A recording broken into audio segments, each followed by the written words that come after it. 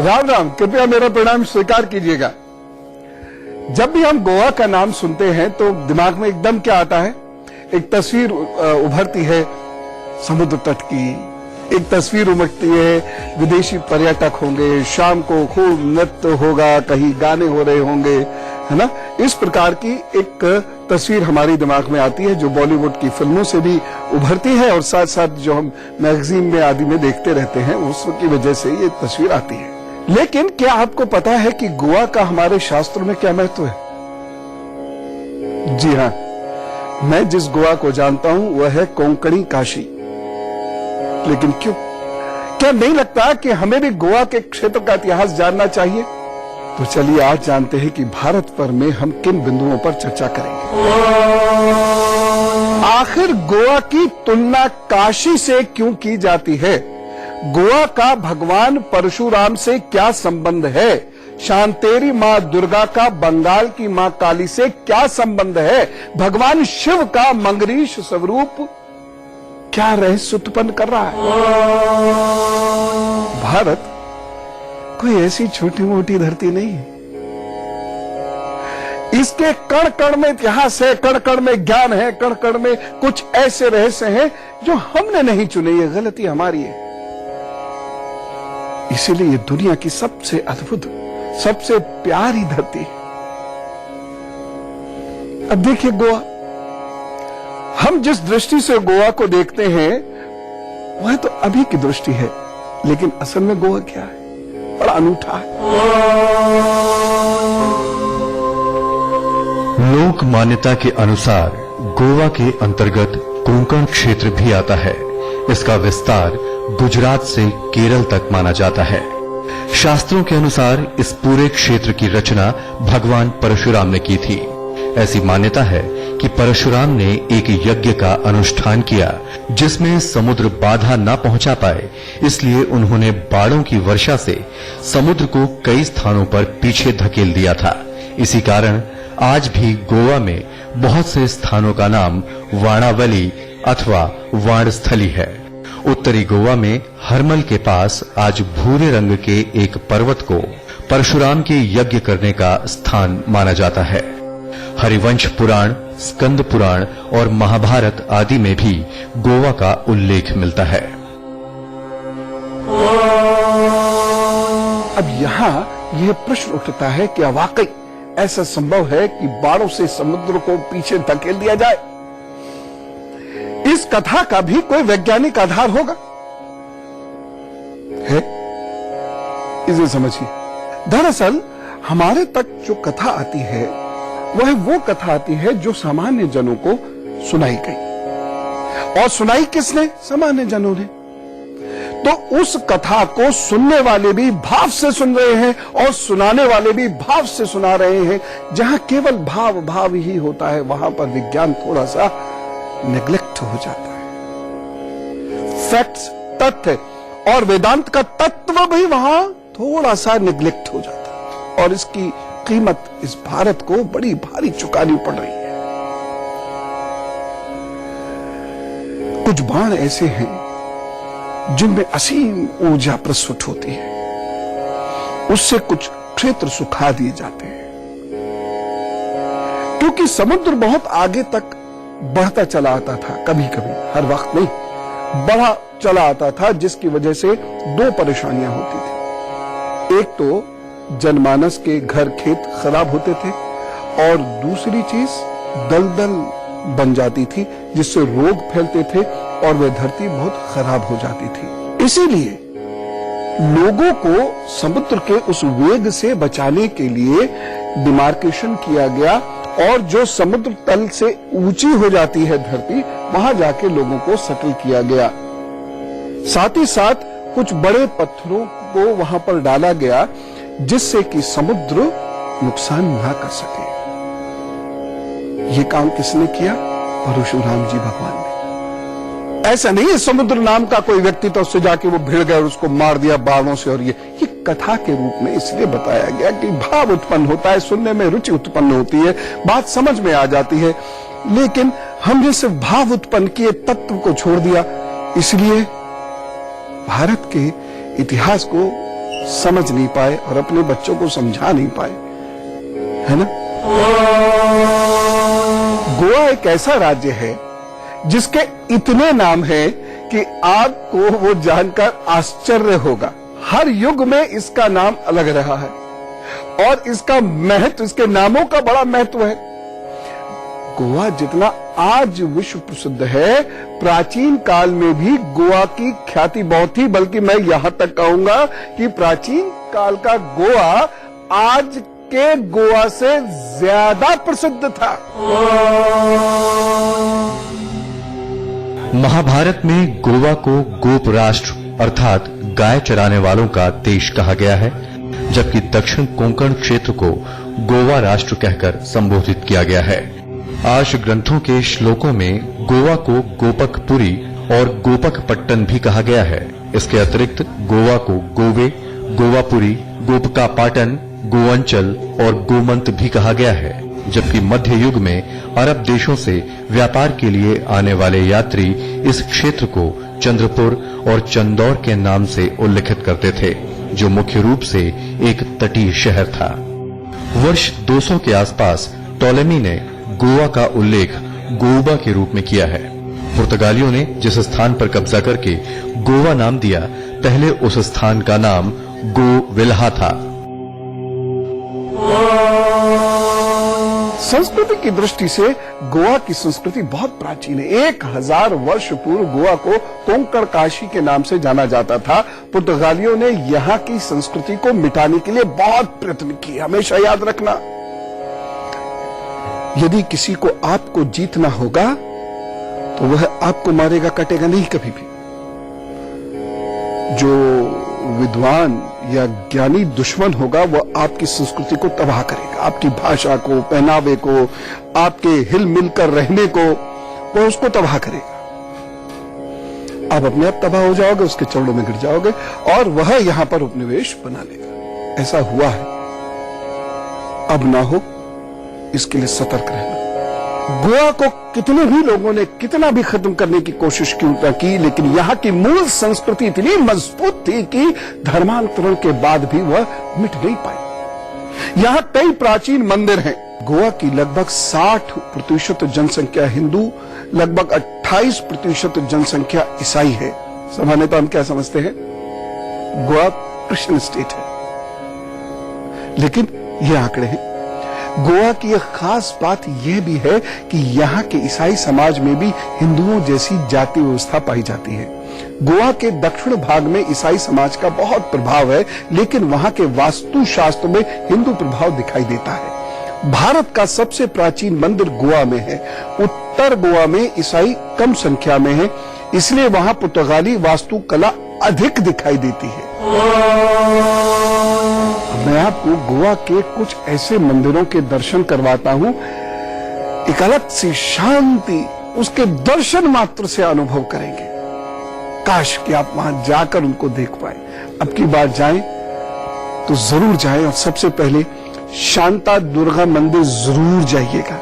आप जाकर अनुभव कीजिएगा, क्योंकि उस शांति की, उस खूबसूरती की बात तो ठीक वैसे ही है जैसे गूंगा क्या गुड़ का एक्सप्लेनेशन देगा, उसकी व्याख्या क्या करे। मैं उतनी व्याख्या नहीं कर सकता, इसलिए आप जाइए। हाँ, कुछ बातें मैं आपको बताता अवश्य।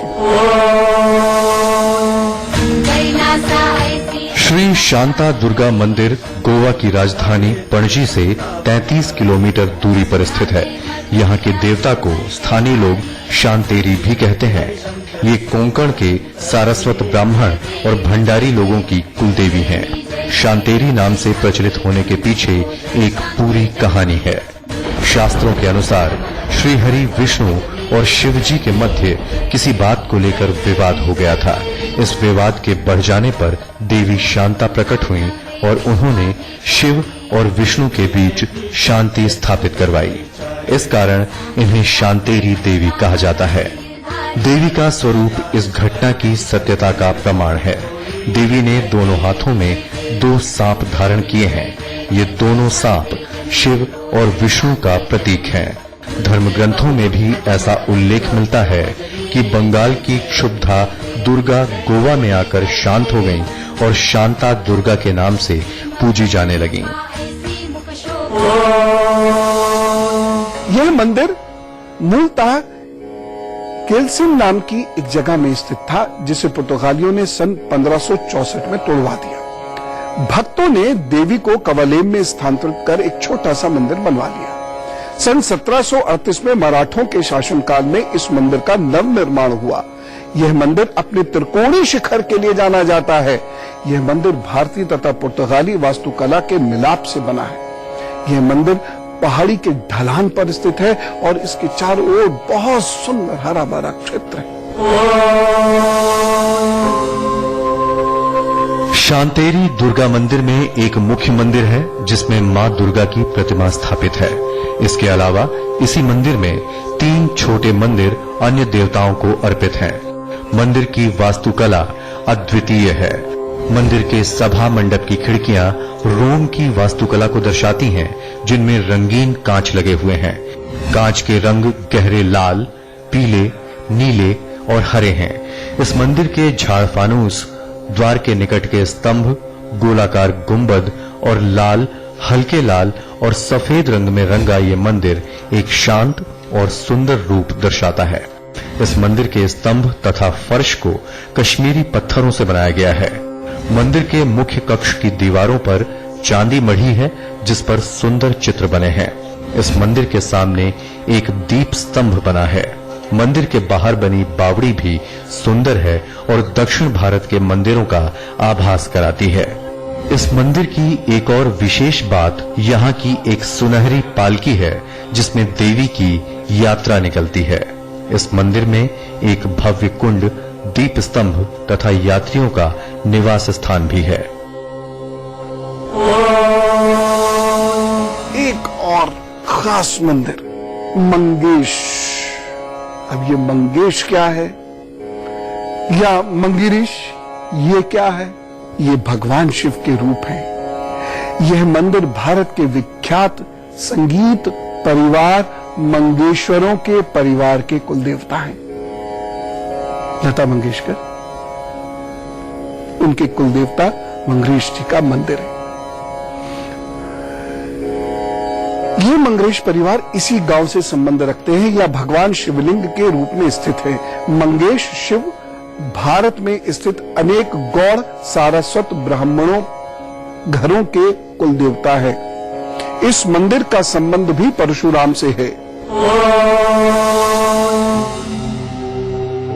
स्कंद पुराण के अनुसार क्षत्रियों से लड़ाई के उपरांत ऋषि परशुराम ने अलग अलग गोत्र के कई ब्राह्मणों को एक यज्ञ के लिए आमंत्रित किया था।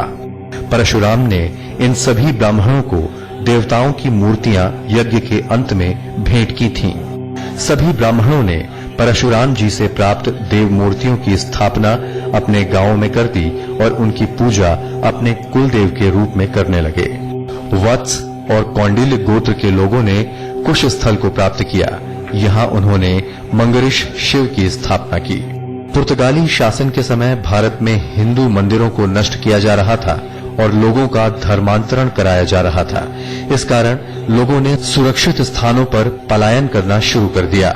इसी कारण मंगेशी शिव का मंदिर कोर्टालेम यानी कुशस्थली से गोवा के पोंडा में पहुंच गया। किंवदंतियों के अनुसार ब्राह्मणों ने पहले एक छोटा मंदिर बनाकर इसमें शिव को स्थापित किया था। 18वीं सदी में मराठाओं के शासनकाल में इस मंदिर का विस्तार हुआ था। इस मंदिर की वास्तुकला दूसरे सभी मंदिरों से भिन्न है और अपनी एक अलग पहचान रखती है। यह गोवा का सबसे बड़ा मंदिर है। गर्भगृह के सामने कलात्मक खंभों से युक्त एक विशाल मंडप बना है। मंदिर के सामने 7 मंजिला दीप स्तंभ अपने आप में विलक्षण है। त्योहारों पर इस 7 मंजिला दीप स्तंभ पर दीपक जलाए जाते हैं। अब आप सोचिए क्या दृश्य होता होगा। 7 मंजिल का दीप स्तंभ है और उस पर दीपक जलाए जाए तो क्या मनोरम दृश्य होता होगा। इस मंदिर से संबंधित एक बड़ी विशेष कथा का उल्लेख मिलता है शास्त्र में। इसे समझते हैं। एक बार भगवान शिव ने एक भयानक बाघ का रूप धारण किया और मां पार्वती के समक्ष प्रकट हुए। मां पार्वती ऐसे भयंकर बाघ को देखकर भयभीत हो गईं और अपनी रक्षा के लिए उन्होंने भगवान शिव को पुकारा। उनके मुख से निकला त्राहिमम गिरीश। यह शब्द मां पार्वती के मुख से घबराहट के कारण निकला था। वास्तव में वह त्राहिमाम गिरीश अर्थात रक्षा करो गिरिराजपति कहना चाहती थी, परंतु मां के मुख से निकलने के कारण शिव ने मंगरीश नाम को स्वीकार कर लिया। परंपरा और इतिहास का एक महत्वपूर्ण हिस्सा है। मंगेश मंदिर के पास ही लगभग 1 किलोमीटर की दूरी पर महालसा देवी का प्रसिद्ध मंदिर है। यहाँ नवरात्र का उत्सव और अधिक ऊंचाई पर स्थित समय दर्शनीय है। बांदोडा गांव में पोंडा से 8 किलोमीटर दूर नागेश संस्थान का नागेश मंदिर रामायण के चित्रित प्रसंगों के कारण बहुत प्रसिद्ध है। इसके पास ही महालक्ष्मी का मंदिर भी है। पोंडा से 4 किलोमीटर की दूरी पर स्थित रामनाथ संस्थान का शिव मंदिर अपने शिवरात्रि के भव्य विशाल मेले के कारण जाना जाता है। पणजी से 60 किलोमीटर दूर सह्याद्री घाटी में गोवा कर्नाटक सड़क के पास तांबड़ासुल गांव में तांबड़ीसुल शिव मंदिर अपने कलात्मक शिल्प और वैभव के कारण जाना जाता है। 14वीं शताब्दी में कदम्ब राजाओं के समय इसका निर्माण हुआ। मडगांव से 40 किलोमीटर दूर कोंकोण गांव में श्री मल्लिकार्जुन का मंदिर है। यहाँ की प्राकृतिक छटा देखते ही बनती है। और मडगांव से 18 किलोमीटर दूर गोवा के लोगों की श्रद्धा का केंद्र दामोदर मंदिर है। नॉर्वे डिचोली गांव में पणजी से 37 किलोमीटर दूर श्री सप्तकोटेश्वर मंदिर है। ऊंचे पहाड़ों पर अवस्थित चंद्रेश्वर तथा सिद्धनाथ मंदिर भी दर्शनीय स्थल हैं। जरा सोचिए, हम किस गोवा को जानते हैं और मैं किस गोवा के बारे में आपको बता रहा हूं। इसीलिए कहता हूं, ये धरती बहुत विशेष है। स्वयं को थोड़ा सा उत्साहित कीजिए और बच्चों को एनर्जाइज कीजिए, एनकरेज कीजिए कि वह इस धरती को तलाशे, इस धरती को टटोले, इस धरती के इतिहास को जाने। तब उसको गर्व होगा, तब जो ज्ञान आएगा, उससे जो शांति व्याप्त होगी, उससे इन बच्चों में जो आत्मबल बढ़ेगा, उससे न केवल इनका जीवन अच्छा होगा, न केवल इनका स्वास्थ्य अच्छा होगा, बल्कि आपके परिवार में भी शांति आएगी, समाज में भी शांति और सौहार्द आएगा, जिंदगी खूबसूरत हो जाएगी। ये वो धरती है जिसका नाम लेने मात्र से एक सुख और शांति का अनुभव होता है। इसीलिए इस धरती की जय पूरे विश्व ने बोली, हम भी भूलेंगे। भारत माता की जय।